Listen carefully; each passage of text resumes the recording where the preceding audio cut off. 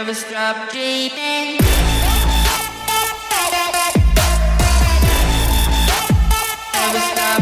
How's it, guys? Welcome to New Level Interviews with myself and Warren Brosnihan. I'm a real big fan of this man. He has inspired me a lot.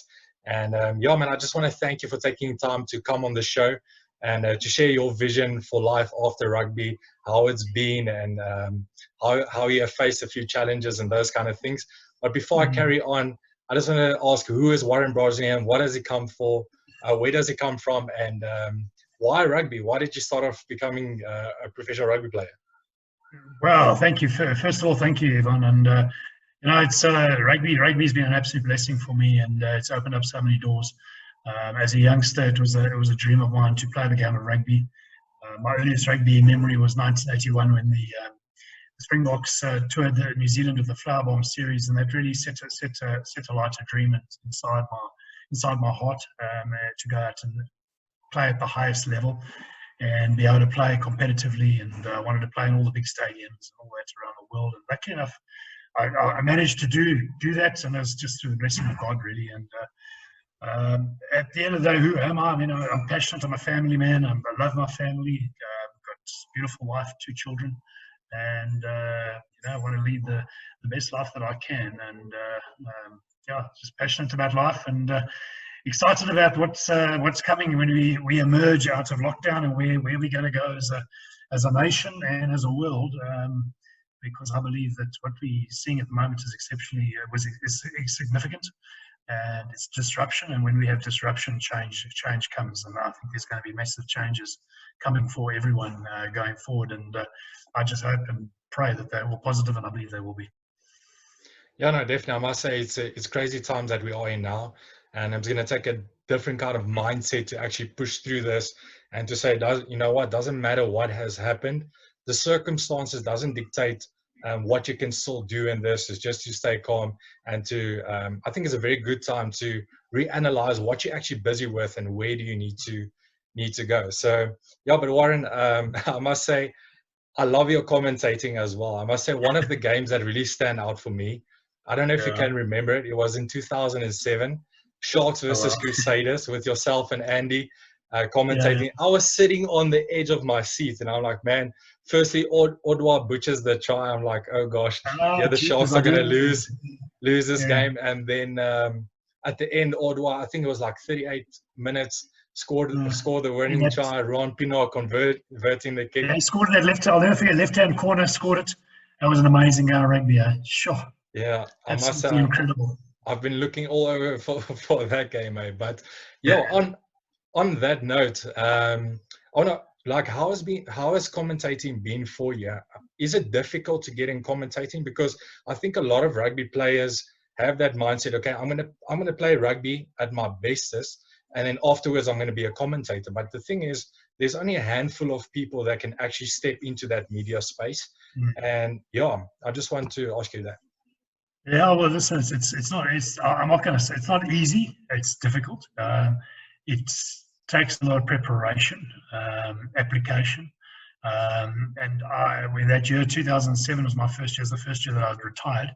I sometimes when I listen to some of that commentary, I shudder when I listen because of the mistakes I was making. And I was very lucky to have a team with me, and some people helped me along the way. A guy like Malcolm Russell from SuperSport, and various people that helped me and guided me. I never expected to become a commentator. I'll be honest with you. It wasn't something. If you'd come to me when I was still playing rugby, even if you'd come to me in 2006 when I was still playing, and I was at the Bulls or just coming back to the Bulls from Italy, and you'd said to me, "What are your goals for next year?" I wouldn't have written down being a commentator, because I never thought that someone would be interested in hearing what I've got to say about the game of rugby. I never thought that I'd be given that opportunity, and it's amazing how it happened and transpired. And I got the call on the third. I'll never forget. I was working in the medical services industry. I was down at St. Augustine's Hospital in Durban on a business call, and I got a call at about 2:00 that afternoon on the Thursday, and it was one of the guys from SuperSport saying to me, "Listen, we've got a problem on Saturday. The Sharks are playing the Highlanders. Are you available? Can you do it?" I said, "Well, that's ironic. I'm actually in Durban at the moment, but I'm flying back this evening. But I don't know if I can do it, but I'll jump in and see if I can do it." And when I finished that game, I really didn't think that they would ever ask me back, I'll be honest, because no one had told me about the different sound levels on the mic. So you've got these earphones on, you've got the microphone, and I've got on your dashboard that you've got in front of you, you've got about 6 or 7 little switches. One that goes to the producer, one that's your co-commentator, one that's your sound, one that's the crowd noise, one that's like the special effects, another one that's the ref, so you can pick the ref up. Of course, now I'm sitting there, no one's told me what to do. I turn all these things up to full ball. So these things, I've got about all these voices blaring in my ears, and I can't even hear myself talk. I can't even hardly hear Andy talking. And I'm going through this commentary, and I thought, geez, after this, they'll never ask me back. I mean, I think I said to my wife, because I remember she was down, I said, babe, I think I've absolutely messed it up. I don't think the next week they asked me to go down to Durban again, and then the next week. And so you learn. And it's been an amazing journey, and to think that I've done it now for 10 years, I'm very proud of that, and feel very privileged to have been asked to do it. And as a passionate rugby supporter, I think just the ability for me, I mean, I think I've got the best view in the house. I love the game of rugby, and so I'm sitting pitch side on the side of the field, or I'm interviewing the guys afterwards. I think it's a real privilege to be able to do it. I know, definitely, and I must say, I want to honor you for the hard work that you put in as well. I must say, from a fan perspective, hearing your commentating is really great. But I must say, the combination of you and Andy, it's on another level. I just love it. You guys probably have a great relationship as well. But I've got to be honest. All the anchor commentators. You have they call it the colour, and they call it the anchor. The anchor is your Andy Capistano, your Hugh Bladen, Matthew Pearce. And we have got some of the best anchor commentators in the whole world. I'm telling you, these guys are top class. They are so good at their job and what they do. And it's not easy. You go and take a TV, switch the sound off, and start talking, because that's what they do. There's no script. There's no nothing. These guys, those anchors, take that the images that they get, and they don't have a script in front. There's nothing, and they talk off the cuff. And they put it together. And I'll tell you, I think we're very blessed, and I'm very blessed to work with them. I think we've got some of the best anchors in the world, and even our production with SuperSport is some of the best, and if not the best production of rugby that you're going to get anywhere in the world. That the guys that do the job of cutting and putting the whole, I call it a story. I mean, this viewer looks at it and goes and watches the game, but it's like a story. And it's a movie that they put together, and they're cutting that thing live while it's happening. And I promise you, we've got some of the best guys in the business here in South Africa, and it's a privilege to work with them. No, that's awesome to hear, man. And Warren, so tell me, during your course of playing rugby as well, what has been the moment that stood out for you the most? That if you think back, putting on your boots, and that one specific memory in a game, or something that happened during a game, what was the best moment for you? No, it's got to be. I mean, you're a South African, I'm a South African. Getting this. One, obviously playing for your franchise and the first Super Rugby tour and all that amazing stuff. But when you play for your country for the first time, that just blows your socks off. And when you're standing there and you've got the national anthems going, and you've made all these sacrifices, and obviously the spectator or the viewer sees the person on the field at the time, doesn't realize, hey, what took place 10, 15 years previous to that to get you into that position. So it's all the sacrifices you've made along the line. And then when you hear that national anthem going, you're standing there, it gives me goosebumps every time I go through it. And so for me, it's my first game for South Africa against Australia. Ironically enough, happened to be at Loftus Versfeld, and I was originally a Durban boy. And so that Loftus Versfeld's had a lot of, for me, it's had a lot of firsts. And one of the most significant, if not the most significant in my rugby career, was playing my first test for South Africa and being so lucky enough to score a try in that second half and beat Australia in that game was just amazing for me. Yeah, I think that is every young boy's dream in South Africa, to play for the Springboks. I can remember growing up, the first thing that was handed to me was a rugby ball. And I think most of the guys, especially when you come in school, you have your role models and everyone that you look up to. And the only thing that you have in mind is that I'm going to become a professional rugby player. I'm going to become a Springbok. At the end of the day, there's only 22 jerseys when it comes to a match day. guys that can wear it in your squad, maybe let's say to like 40 or 45 guys in an entire group. So it's very limited. When you look at the competition, especially that we have now, it's ridiculous how many great talent is coming up from youngsters. I mean, the youngsters today, I don't know what they're eating, but they're growing on another level. So the competition is very tight. And so the room for success with that is very limited. But there's so many opportunities, local and international. But I've also seen a lot of local talent that has been lost to like France or Italy or something like that. But you can also understand the capacity. We can only handle so much as a country. But to make sure that that growth is perfect. But whilst you were playing and you had all these factors in mind and you were still playing, was there something that you were starting to prepare for life after rugby? Or did you just have rugby in mind to say, okay, well, I'm just going to play rugby? Or did you actually have a plan B?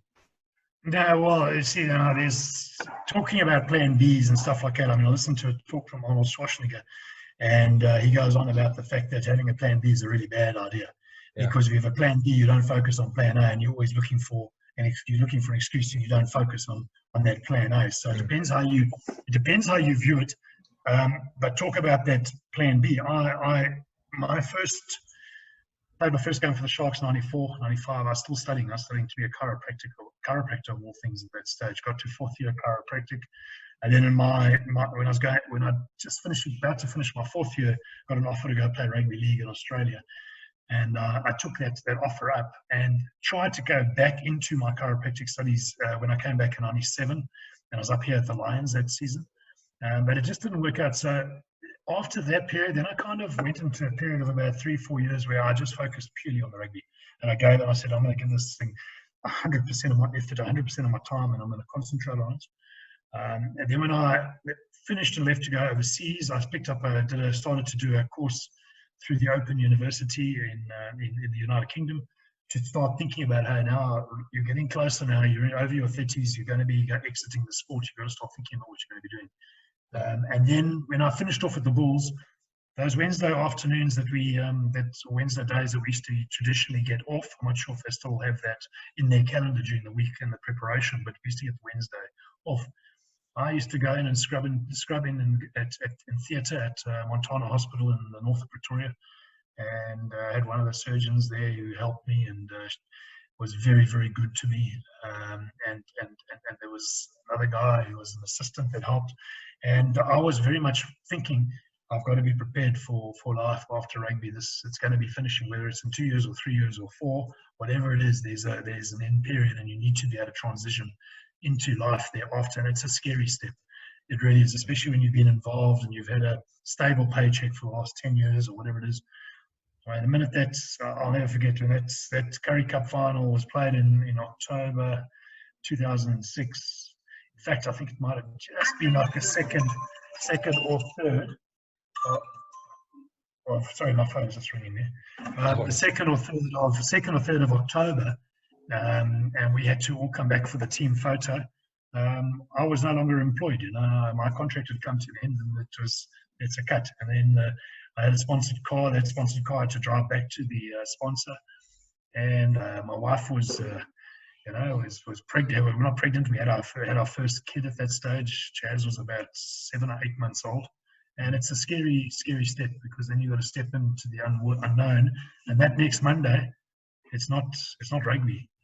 There's no rugby training to go to. You don't have to be anywhere at 7 o'clock in the morning, and you've got to start that walk. So it's a big step, but it's good. I mean, there's life after rugby, and there's a lot to look forward to. Your rugby career is a blessing that you can have, and if you use it, I believe, correctly, and you use your contacts and you use your life lessons that you get out of it, you can live the rest of it. You can pull it into the rest of your life, and realize that most rugby players, if you get out at the age of 35, you've done exceptionally well. There's very few Victor Matfields or Johan Ackermans that are playing to the age of 38 or whatever it is. Some are even exiting before that, maybe at 32, 33, and you've got a long life still to lead thereafter. And you've got to be thinking about what what you're going to be doing and where you're going to be going and how you're going to do it and how you're going to lead your life and what principles you're going to follow and what your value system is and how you're going to be of benefit to an employee or employer, because you're going to become an employee of someone unless you're going to go and start your own business. But that might not be a great idea, because just going to open up a coffee shop when you never run one before just because you're a rugby player doesn't mean say you're going to be successful, and you can end up burning a lot of money, and before you know it, it's all gone, and then you've got to start from scratch again. Yeah, no, definitely. And the thing is, on that note as well, I've also seen a lot of guys who have come up to rugby players just to basically use their name to start off a business or something like that. And still the rugby player doesn't really know the key fundamentals to actually start a business or principles, or actually just the main thing of working out a budget. So I want to encourage all rugby players who are watching this, make sure that you sharpen your own skills as well, because it's very important to be in control of everything that you have and that what you steward and what you work with, to make sure that it is growing in a sustainable success for yourself.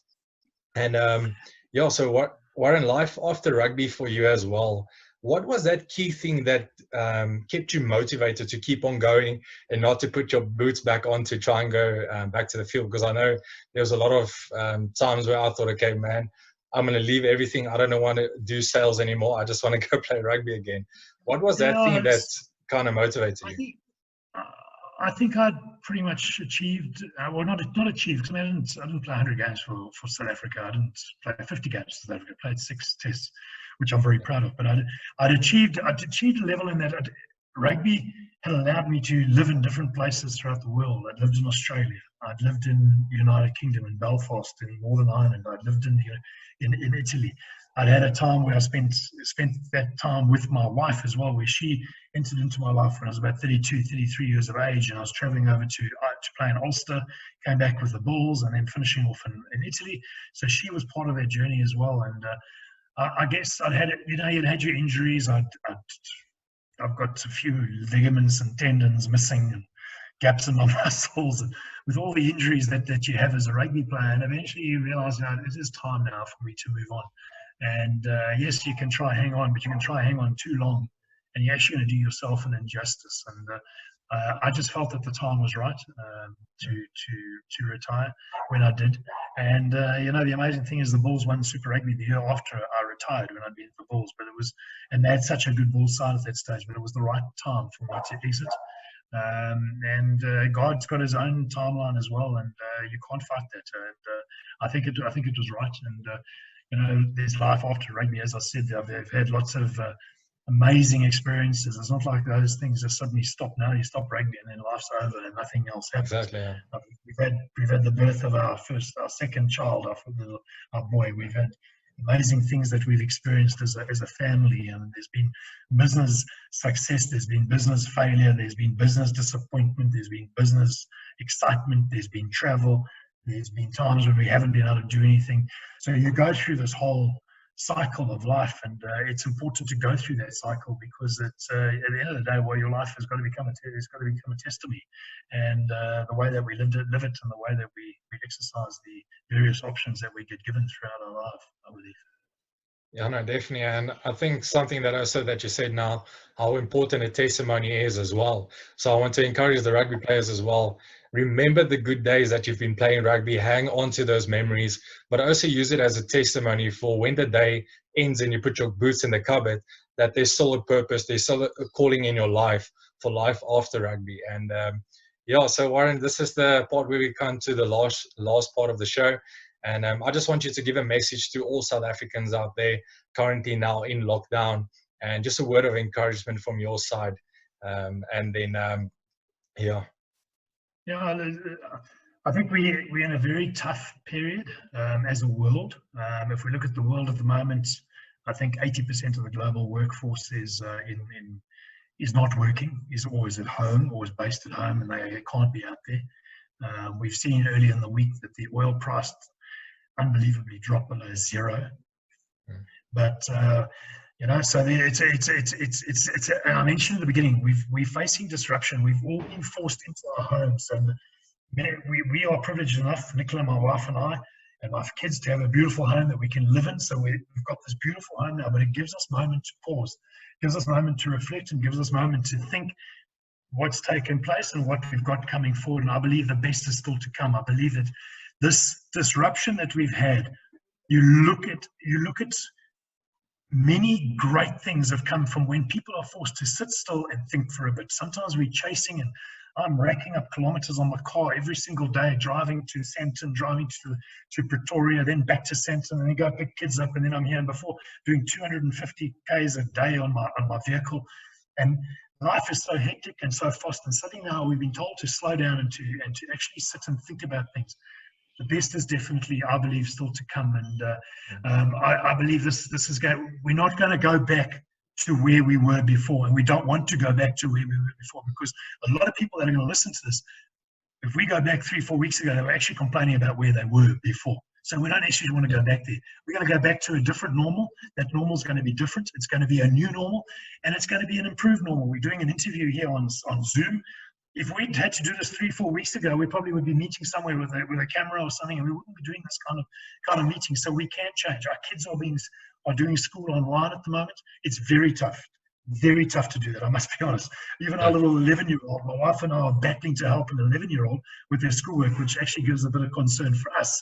But it is what it is, and it's testing us, and I think we're going to come out of this so much better. And we've obviously got to, I think our president has stood up and taken some very, very bold steps. We've got a lot of, I think, people trying to help other people. And yes, we're all isolated in our own homes, but I don't think we've ever been more unified than what we've been right now. We are unified as a country. We don't, whatever political party, wherever you come from, whatever race or age or denomination, we are together and want to get this through this together as a race, as a nation, and as a people, I believe. No, definitely. And yeah, thanks for that encouraging words. And I think it's definitely something that we can hold to heart. But just before I go, I actually saw a post of you on Instagram with Spar, with 3 goods that you bought, and you made that challenge to those guys. So I want to just make sure, guys, go on Warren's Instagram, make sure you look at that post. Make sure that you go and support that cause and that view, and let's help one another to stay blessed. And it's always blessed to be a blessing. So Warren, thank you very much for this interview. I really appreciate it. Guys, go to my YouTube channel, go to my Instagram. You'll be able to view this, share this with your friends and family. And I'm excited to hear how this has changed your life. And if you're struggling with personal things, you're more than welcome to DM me. I'll be there for you. I'll be there to chat with you. And thank you very much for your time. Yeah, cheers, Ivan. Thank you. Thank you very much. Thanks a lot, man, Warren. I appreciate it. Cheers. Sure. No problem.